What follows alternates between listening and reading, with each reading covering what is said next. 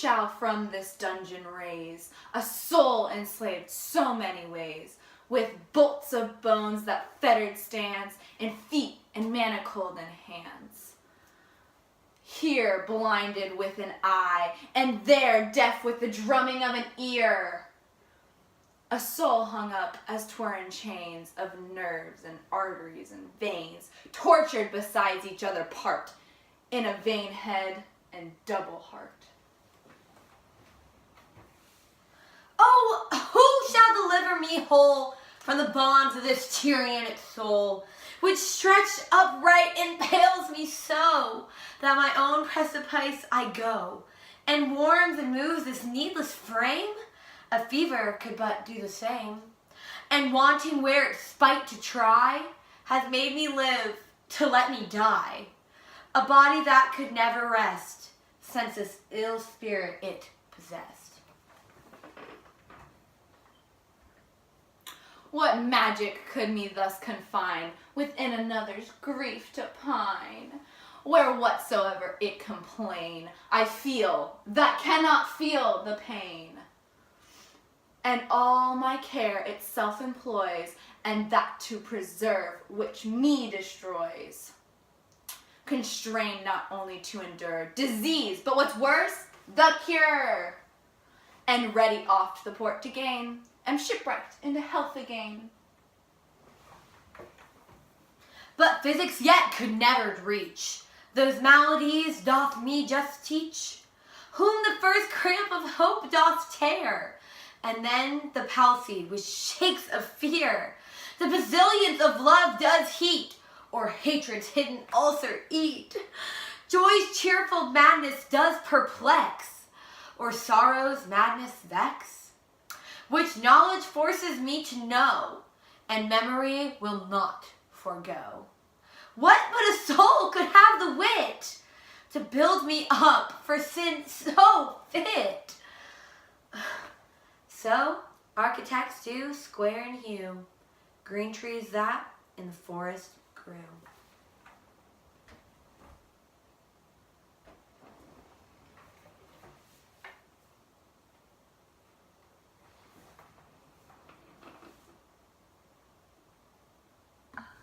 So this is the soapstone for the dialogue between the soul and the body by Andrew Marvell. And so the subject is understanding yourself and kind of being able to be in touch with your own emotions, but also your physical body, and hearing the needs of both and being able to identify but also communicate the two and make sure that they are on the same same page as far as living a healthy life.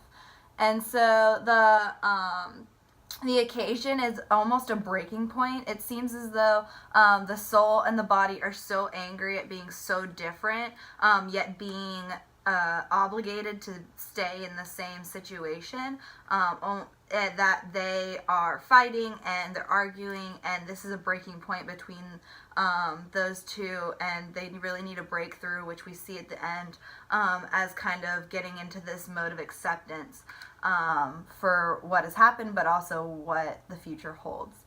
And so the audience is the other one, as the soul is speaking to the body and the body speaking to the soul. But really it's a warning to everyone that if you aren't connected emotionally and physically with your own body, then your life is going to kind of get out of whack and lead to destructive tendencies. And so the purpose is to gain an understanding of how to get in touch with yourself, but also it can be generalized to being able to empathize with others, because one of the problems between the body and the soul is a lack of communication. And so this also comes up in dealings between humans as well, as one of the major issues of conflict, or why conflicts happen, is just because they don't understand each other, and there's a miscommunication or no communication at all. And so when that happens, it leads to bad things, destructive tendencies, or even just wrecking one's own life.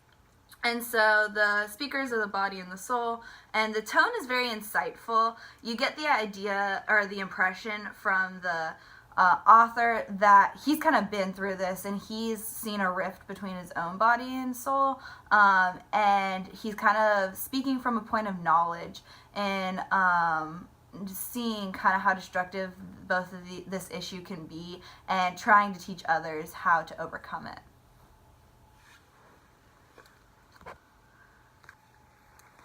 So we're annotating a dialogue between the soul and the body by Andrew Marvell. The first stanza has soul as the title of it, if you will, and so we can assume that the soul is at least the speaker of this stanza, and is definitely contradicting to the body.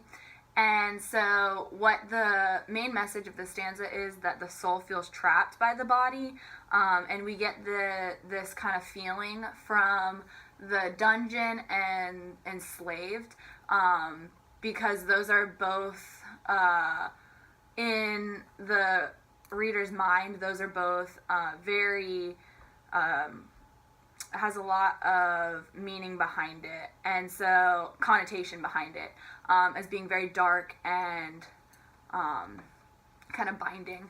And also we noticed that the words enslaved, fettered, twere, and tortured all had an apostrophe, and this has to do with the meter that the whole poem has throughout, and it also gives to the time period.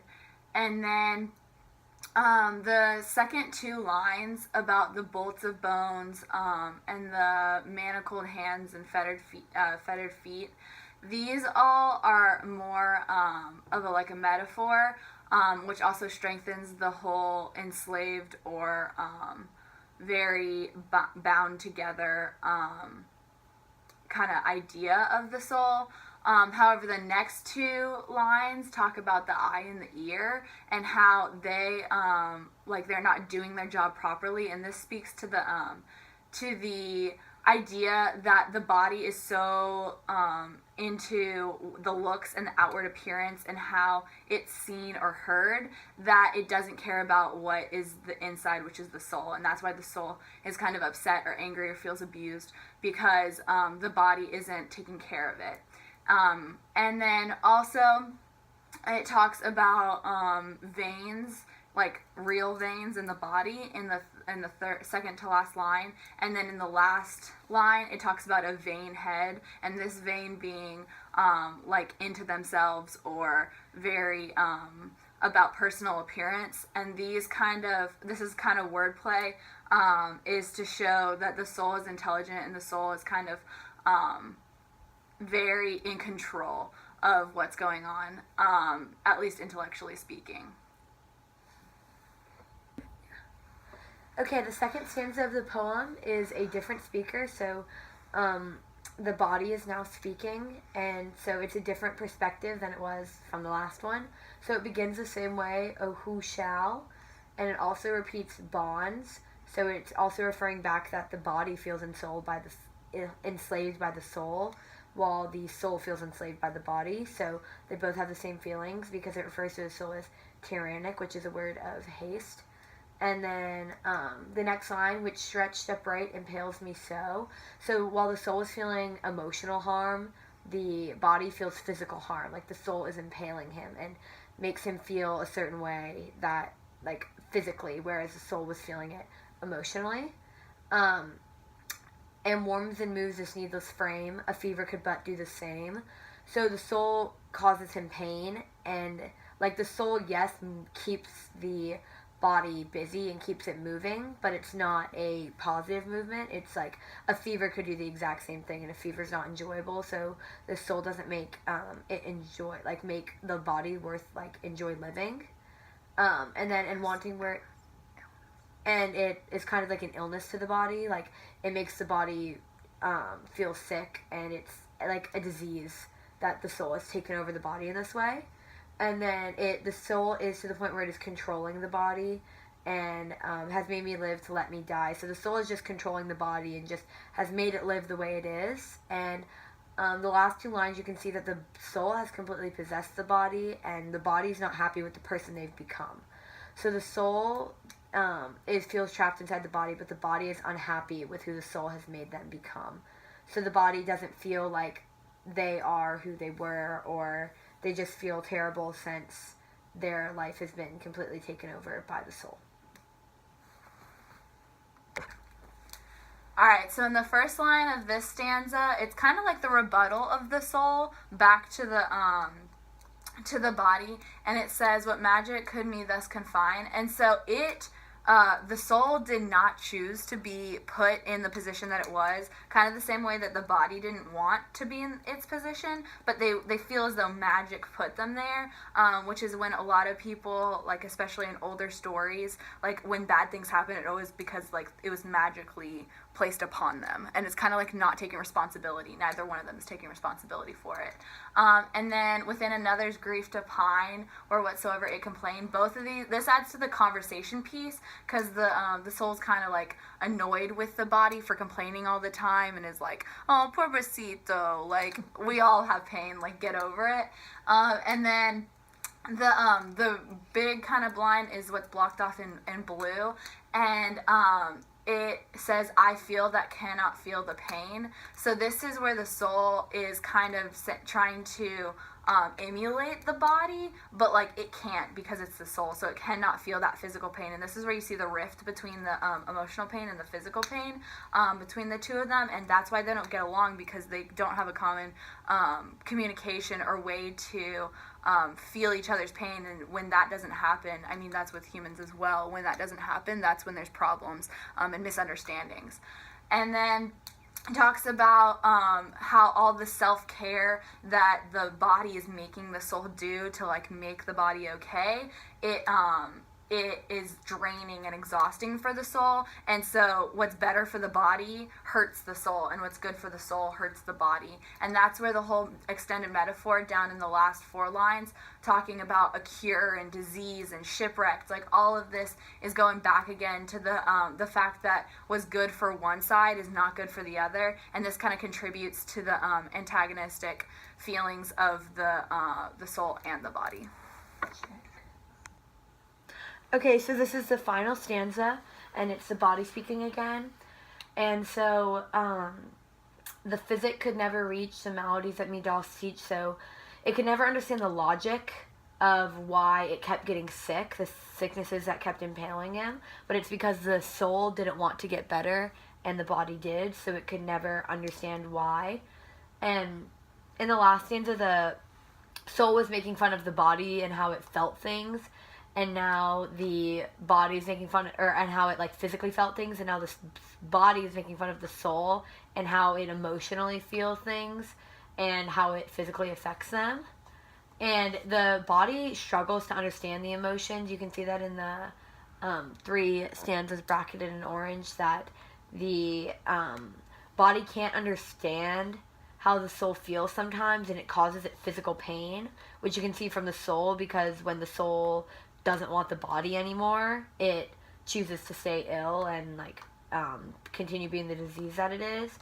And the body knows what the emotions are, like he knows what they are, but he can't accept, like his memory can't allow him to remember like what they feel like or what an emotion is, because the soul is just such a different person from the body now, and the physical is so different from the emotional in this person, that they understand, but like they know what's going on, but they just can't accept what's happening. And the body is now realizing that the soul is the reason it's not getting better, when saying, "To build me up for sin so fit." Like, what? Only the soul could do this to me. Only the soul could hurt me like this. But there's really, in the last 2 lines you can see, so architects square and hue green trees in the forest that grew. The body is like, well, our people are still going to do their job, and trees are still going to grow, and this is just my life, and I have to live with it. So I think it's just accepting its normal life and being like, okay, well, this is how it's going to be.